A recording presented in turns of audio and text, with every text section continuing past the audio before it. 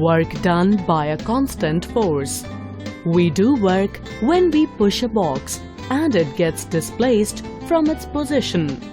Here, the applied force is denoted by F, while the displacement of the box is denoted by S. Thus, work done is equal to F multiplied by S. Will the work be same if the force is applied at an angle to the object? We again move the box by applying the force F, but this time at an angle to the object.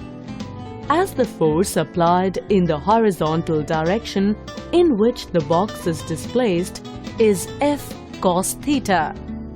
Thus, work done is equal to F cos theta multiplied by S. Thus, work done by an object is equal to the product of force and the displacement produced by it in its direction of application.